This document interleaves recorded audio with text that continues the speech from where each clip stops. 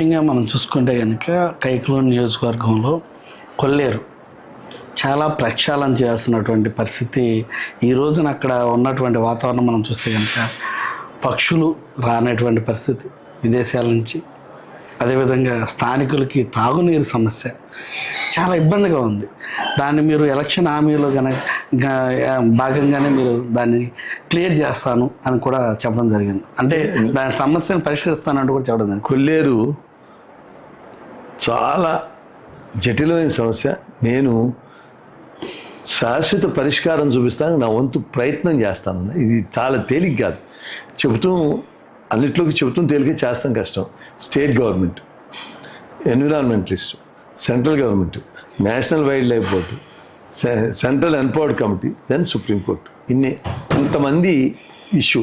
అక్కడ పర్యావరణాన్ని ఎక్కడా కాంప్రమైజ్ అయ్యే ప్రసక్తి లేదు. కానీ ఆల్రెడీ అక్కడ ఎక్సెప్ట్ ప్రొటెక్టెడ్ ఏరియా కొన్ని 100 ఎకరాలు, 300 ఎకరాలు ఆటపాక దగ్గర ఉంది, ఇంకో చోట ఉంది. అక్కడే తప్ప మిగిలిన మైగ్రేటరీ బర్డ్స్ పెద్ద ఎక్కువ రావట్లేదు. దానికి కారణం ఏంటి? గుర్రపు డెక్క, వాటర్ హైస్. అన్ని చోట్ల ఎలా జరిగింది, ఇక్కడ దాంట్లో ఎవరు తప్పు లేదు. ఎవరో బ్రిటిష్ కలెక్టరు ఇంట్లో ఆర్నమెంటల్ ప్లాంట్గా తీసుకొచ్చిన మొక్క ఇవాళ దేశానికి ఒక అరిష్టం లాగా ఉంది. గుర్రపు డెక్క ఎన్ని 100 కోట్లు ఖర్చు పెట్టి తీసేసినా మళ్ళీ 3 నెలల్లో వచ్చేస్తుంది. అది వాటర్లో అంత స్ప్రెడ్ అవుతుంది. దానికి సొల్యూషన్ ఎవరు కనుక్కోలేకపోతున్నారు. స్ప్రే చేస్తే చచ్చిపోతుంది, మళ్ళీ పుట్టుకొస్తుంది. ఆ టైంకి చచ్చిపోతుంది, 6 నెలలు రిలీఫ్ ఇస్తుంది. అందుకని కొల్లేరు సమస్య, పర్యావరణం, దాంతోపాటు అక్కడ కొన్ని 100 ఏళ్ల నుంచి బతుకుతున్న మనుషులు ఉన్నారు. అందరూ బడుగు బలహీన వర్గాలు, బీసీలు, ఎస్సీలే, అందరూ మెజార్టీ. ఫ్యూ ఓసీలు ఉన్నారు, ఒక 2 to 3% ఓసీలు ఉన్నారు, 80% బీసీ, ఒక 15% ఎస్సీలు ఉన్నారు. వాళ్ళకి వెంగళరావు గారు వాళ్ళ బతుకు తెరువు, అక్కడ బతుకు తెరువు లేదని చాలా అద్దానంగా ఉండేది వాళ్ళ బతుకు. ఆయన చెరువులు డీఫామ్ పట్టాలు ఇచ్చి బలవంతంగా తవ్వకపోతే పోలీసులు కేసులు పెట్టి తవ్విస్తే వాళ్ళ బతుకులు బాగుపడి. తర్వాత మనం ఈ 120 జీవో వస్తూ పర్యావరణం వస్తుంతో ఇది కాక ఒక 15,000 ఎకరాలు సొంత భూములు ఉన్నాయి. అవి కూడా కొల్లేరులో కలిపి పెట్టారు. న్యాయం, సొంత భూమికి కాంపెన్సేషన్ అన్నా ఇవ్వాలి, దాన్ని ఎక్వైర్ అన్నా చేయాలి, లేకపోతే ఏయో కొన్ని రిస్ట్రిక్షన్ పెట్టి చేసుకునేవాలి. మీరు ఏమీ చేయకూడదు, ఆ భూములు కొల్లేరులో 120 జీవోలు ఉన్నాయంటే కూడా న్యాయం కాదు కదా. కాంపెన్సేషన్ ఇచ్చి తీసుకుంటే ఎవరు లేరు. ప్రభుత్వాలు ఉన్న పరిస్థితుల్లో ఆ కాంపెన్సేషన్ 8,000 నుంచి 10,000 కోట్లు అవుతుంది, ఎవరు ఇవ్వగలరు?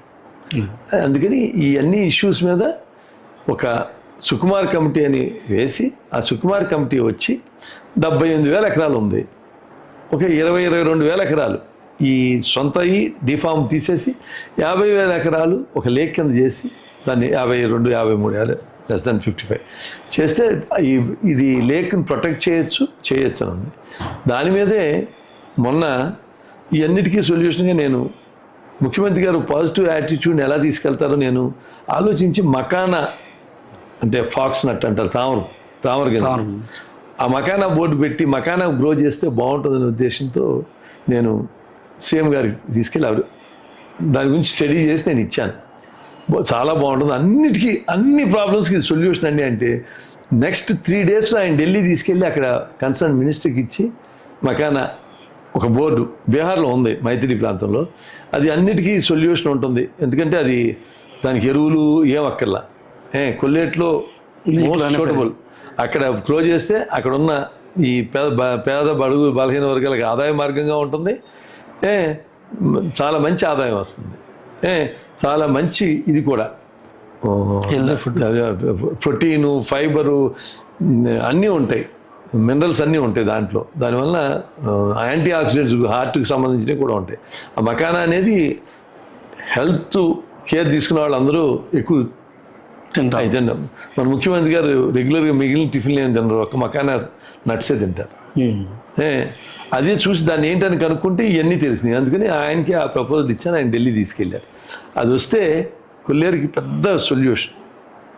సార్, ముఖ్యంగా మనం కొల్లేరు సొల్యూషన్ తీసుకొస్తా ఉన్నారు. అదేవిధంగా కైకలూరులో డ్రైనేజీ సమస్య చాలా ఇబ్బందికరంగా ఉన్నట్టు